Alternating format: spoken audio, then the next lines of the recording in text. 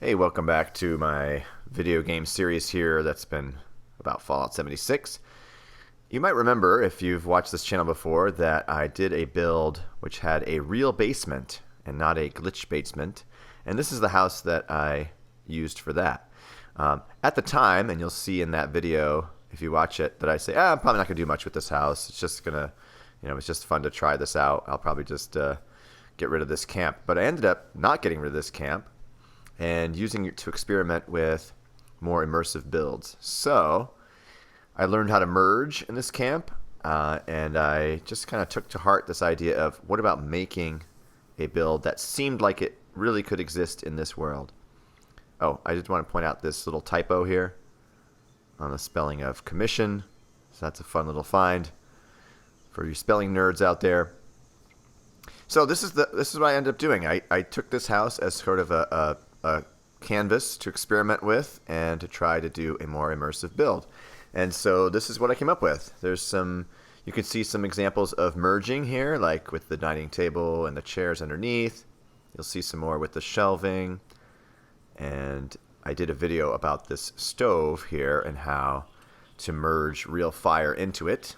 You can watch that video if you want. It's pretty easy to do, but it's just a nice touch. I wanted this house to have lamps and things in it, but for the most part be only naturally lit.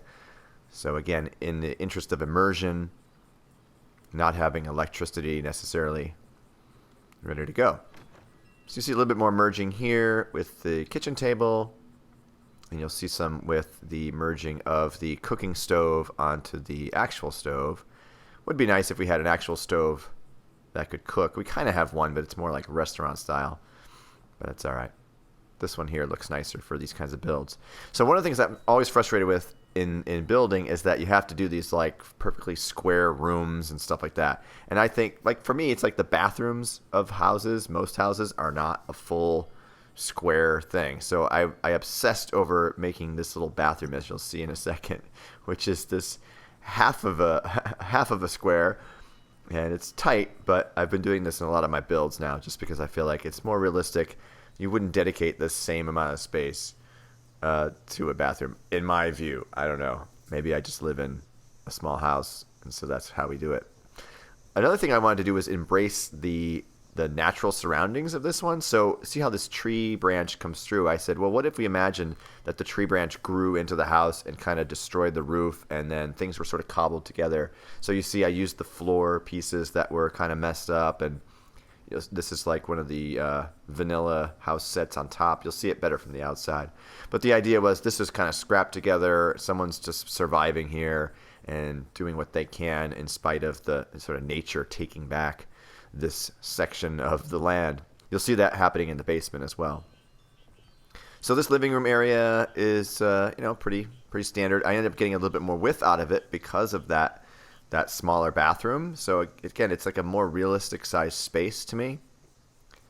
Decided to make this little back area here into like an office, and again with the trees growing into the build, I just kind of went with it. So there's a space open there as if the tree sort of kind of wrecked the house a little bit, which I thought was kind of more realistic than just a pristine house.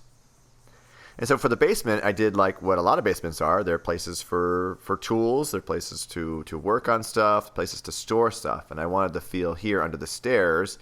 This is what a lot of basements have. It's like just a bunch of junk kind of randomly there to get it out of the way that you say you'll use sometime, but maybe you won't ever use it again. So I wanted that kind of feel. And the ice machine, or the ice box here, is kind of one of those basement-y things.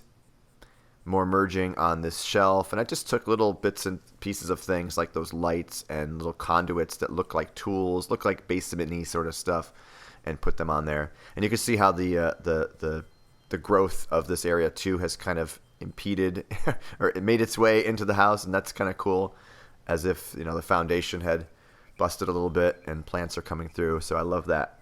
I love that kind of thing that a lot of people do in their builds. So I've got all the required workbenches and stuff in here. And then I also felt like this house is kind of like a prepper's house maybe. And so they have their little underground bunker here, which they're going to try to ward off people to. And so my my character in this camp is a little bit of a prepper who has the secret little entrance to the bunker that's behind the door here. So I thought that was kind of cool. I wanted to use posters and the chalkboard because that seemed like a realistic thing to have. You'll get a look at it from the outside here.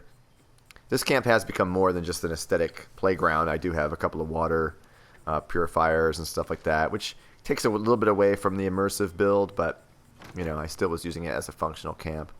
This is the far west side of the map, which I think is really a great place to set up a camp.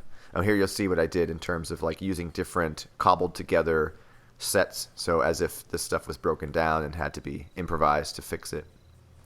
And of course I do want to sell some of my crap, so there's the vending machine. I have one turret in this whole place, and it's a beast. Like, it's only Mirelurks that come by here for the most part, and just placing that one turret right there just messes them up real good. So it's been great in terms of efficiency and not having to use too much of my budget on defenses.